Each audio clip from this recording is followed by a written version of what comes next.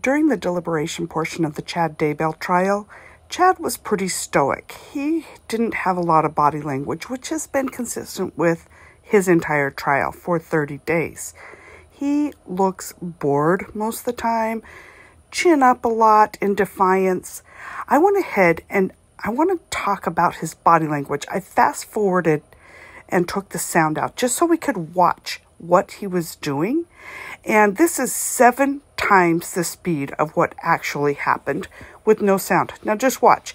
He hardly moves. His hands are on his lap. He's comfortable.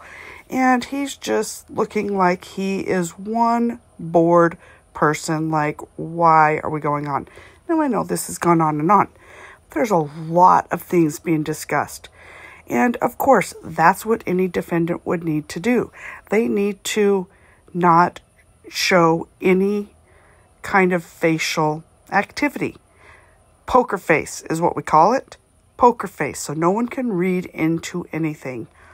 But there are times when he is not capable of his poker face. In fact, he has smiles, grins, and he's proud of himself. That's what I want to talk about today. I have cut the videos down to sped up versions when there's no facials. And then I'm going to show you when Chad reacted. Chad said if someone's a zombie, the body has to die. Alex shot and killed Charles Vallow. Alex 100% believed Chad. Chad cannot help himself. He has to smile. And it appears that he smiles every time it's talked about how Alex 100% believed. He loves it that he's conned Alex. And he appears to get a lot of enjoyment rethinking about the deaths. Let's watch that part again in real time. To die. Alex shot and killed Charles Vallow. Alex 100% believed Chad. Let's watch another example. I know. I don't fully understand. I think he'd text you back or write you back. Ultimately, what I need from you is that the project is going to be finished and everything is going to be fine and it's going to work out.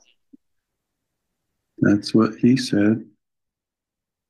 Well, I need you to tell me that every day, several times. Okay. My sweet, lovely Lolo.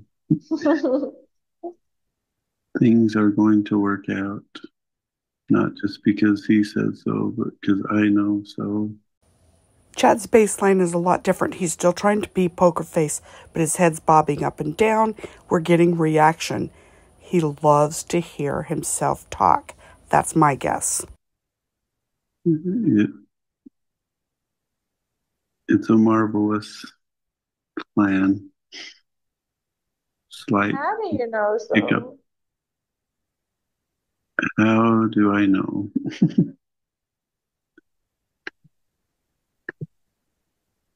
It's been shown to me, honey. I've seen those beautiful eyes filled with tears as she sings to amazing groups of people. And I've seen that wonderful body dance to heavenly songs. Your purpose is only beginning. It's hardly begun. And it will be the pair. It won't be solo. And it's going to be incredible.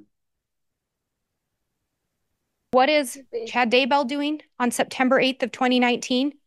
He's looking up south-southwest wind. Why does this matter? He appears to be annoyed with this one because, as he said before, he can get his children to say things for him, and his daughter claims she's the one that looked up the wind. So he didn't like that description of him at all. Remember how Tylee was found. Remember what happened to her. That young lady was burned.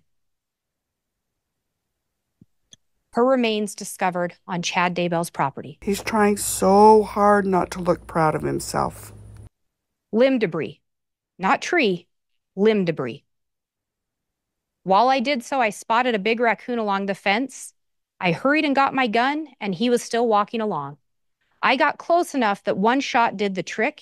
He is now in our pet cemetery. Fun times. Where was Tylee Ryan's body found? Where those red data points are.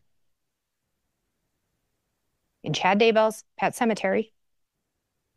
Some of her remains in the fire pit. Again, he finds remains in the fire pit. Humorous? Where does Chad go after that? Or excuse me, where does Alex's device go? Back to Lori's. Chad calls Alex. He heads right up there. Alex goes, Lori's apartment, Alex's apartment, Chad's property, back to Lori's. Chad looks like a proud parent who just watched his child get his graduation speech for valedictorian. He does not look like someone who is remorseful for people's deaths. And we know where that young lady was found. She was found on Chad Daybell's property. Chad labels someone dark. Chad says if someone's so dark or a zombie, the body has to die. Is Chad mouthing the words, yes, they do? As if, yes, they do have to die? Alex believes Chad 100%. It seems to me that right here, Chad catches himself, realizes he's doing too much body language. So he tries to freeze frame himself, and he does sort of a side eye to hold his body positioning from reacting like he's been doing. You heard that the burned and charred remains of Tylee Ryan were found on Chad Daybell's property. Chad's response, or then Lori further pushes, is he at 0 yet? Chad's response, yes, he's at 0. If Chad labels someone dark or a zombie, the body has to die. Chad determines the death percentage. When the death percentage hits 0, that person's been marked for death. Not me, not me. You can't blame me. Oh, man. That's what I think he's thinking. If Chad labels someone dark or a zombie, the body has to die.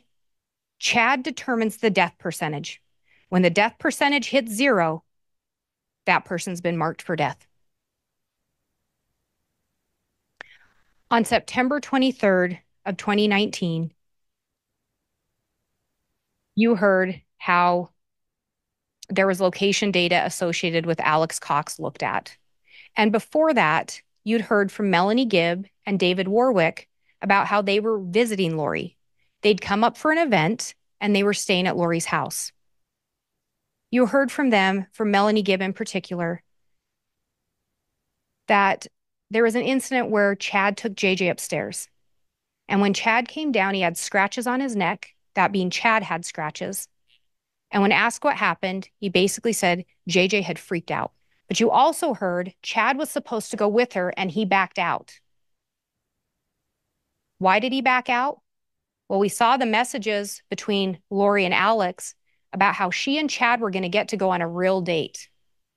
Tammy was gone to Utah. He and Lori were going to get to go on a date. Look how happy he is. She has been switched. Tammy is in limbo, and a level 3 demonic entity named Viola is in her body. Tammy's now a zombie, essentially, or she has a dark entity in her. Again, someone's dark, someone's a zombie, the body has to die. And Chad can tell and controls the death percentages. Chad goes on to tell Lori, I have now checked 3 times since I got home and get more affirmative answers each time. Chad then tells her, not fully sure of the timing for removal, but once her actions verify the differences, I don't want to wait. Someone's dark. The body has to die. Chad doesn't want to wait. On October 9th of 2019, you all heard about an attempted shooting of Tammy Daybell. Earlier in the day, a device associated with Alex Cox traveled down to Sportsman's Warehouse. Even when the discussion changes to something that doesn't necessarily make Chad happy and smile, it takes a while for that smile to fade because he's so happy about the thought of being with Lori and Tammy dying.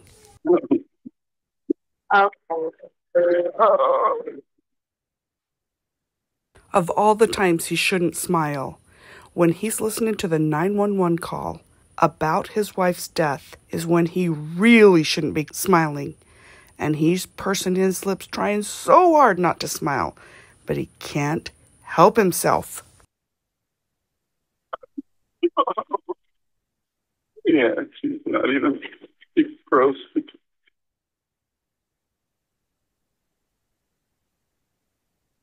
A little over 24 hours from reporting his wife's death, Chad messages Lori, "I know exactly how you feel. I'm feeling sad, but it isn't for the reason everyone thinks." His wife had been reported dead a little over 24 hours before he sent that to Lori.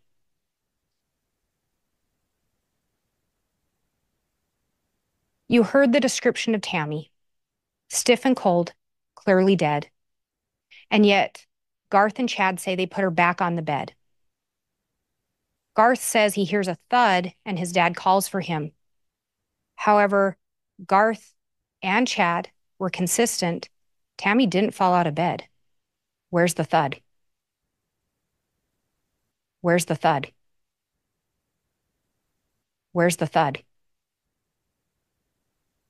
They both describe the top part of Tammy falling out of the bed and her legs being tangled in the sheets.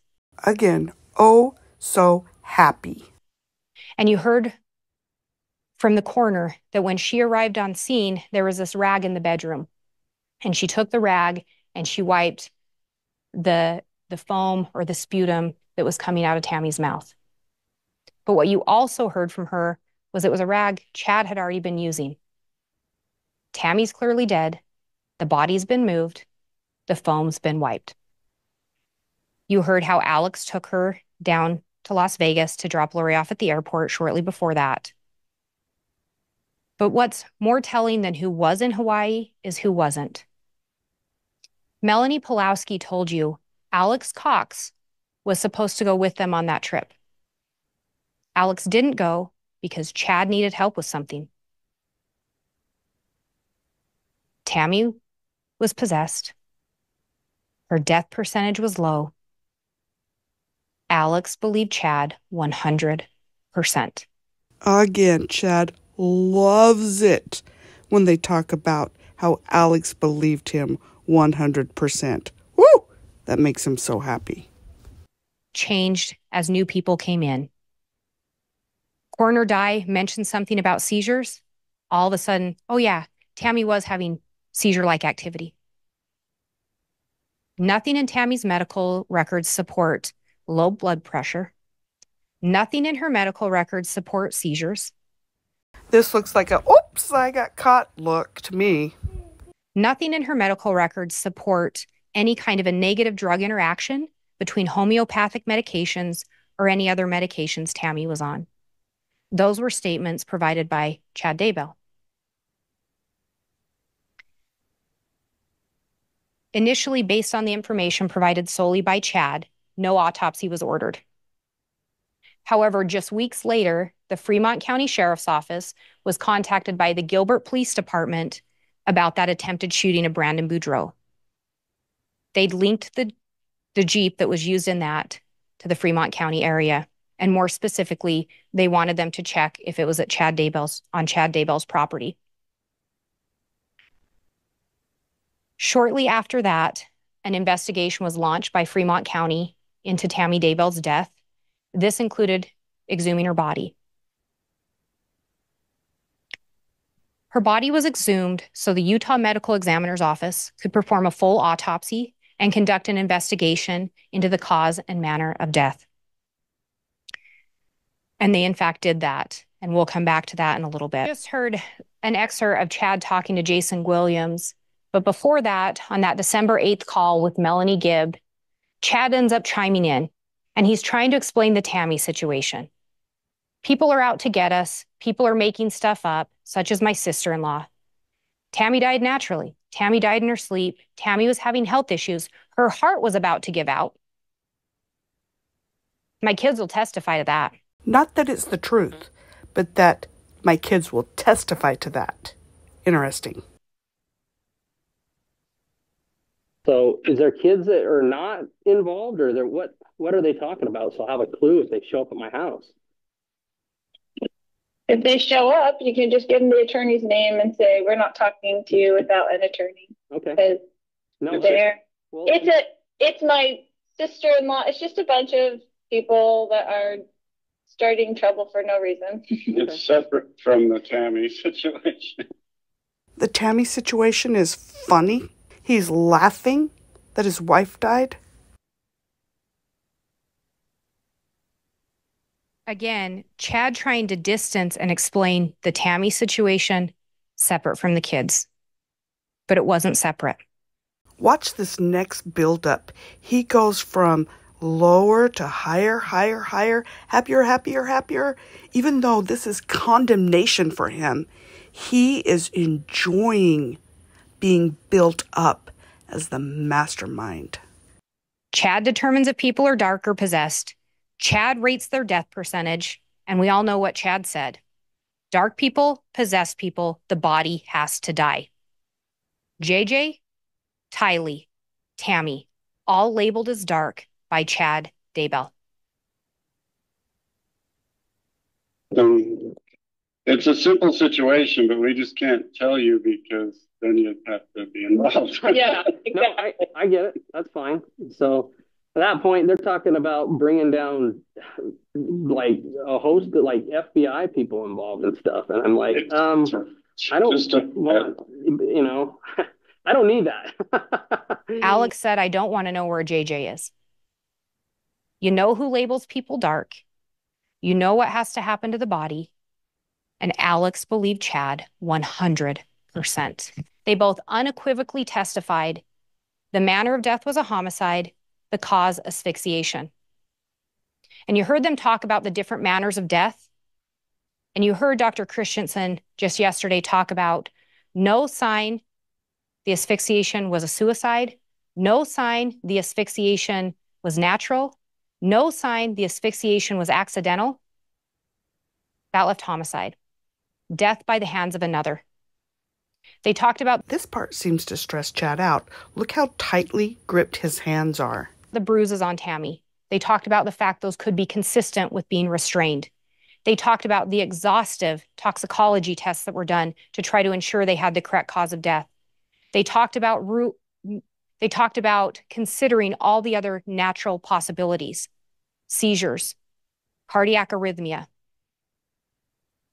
And they talked about how they went through that process to reach their final conclusion. Chad said Tammy woke up at midnight, throwing up, and died at 2 a.m. Consistent that it's an embolism, different time of death to Alice Gilbert. Tammy was sick, coughing, went to bed around 10. Chad went at 1 and found her cold and dead on the floor to Hannah Munoz. Again, remember, Hannah went through the funeral line or the viewing line twice, once with each parent. Second time, Chad said she'd been coughing violently. Both went to bed at 10. He woke up at midnight and her body fell out of bed. Once again, the pure joy on his face at the thought of his wife being dead is sickening.